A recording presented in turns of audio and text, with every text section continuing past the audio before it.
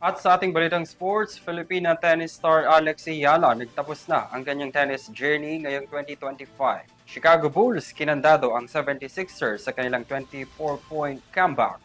Yan at ibang balita alamin kay Kyle Pasa.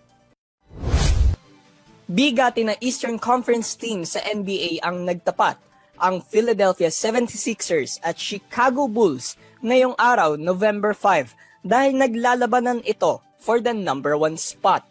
Itinuturing na young teams ito dahil pinapangunahan ito ng mga young at rising stars ang bawat koponan.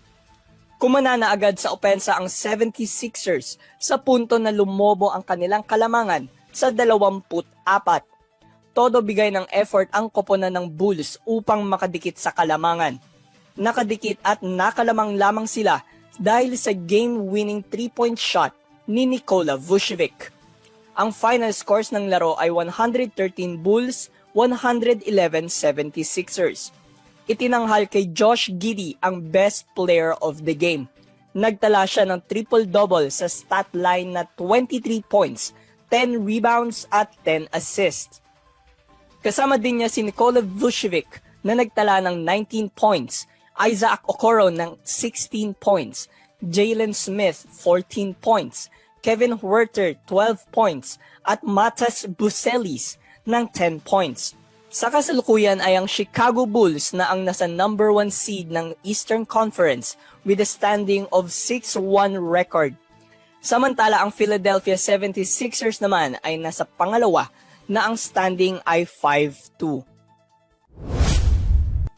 Namaalam na ang Filipina tennis star Alex Ayala sa kanyang tennis journey sa taong 2025. Naturang record ng 20-year-old Pinay sa buong 2025 sa World Tennis Association ay may 40-26 win-loss record. Sa simula ng taon, siya ay 130th ranked player lamang sa WTA. Ngunit umangat at pinabilib niya ang buong mundo na sa kasalukuyan ay world rank number 15 na ito. Ayon sa kanyang Instagram post, taos puso siyang nagpapasalamat sa pamilya, kaibigan, team, at sa fans dahil sa suportang natanggap niya habang siya ay nakikilahok.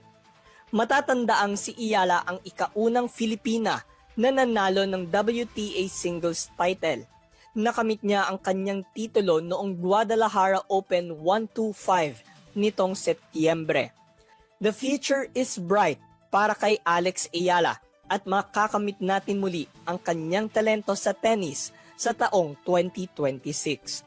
Para sa EuroTV News, ako si Kyle Basa, sumasaludo sa bawat Pilipino.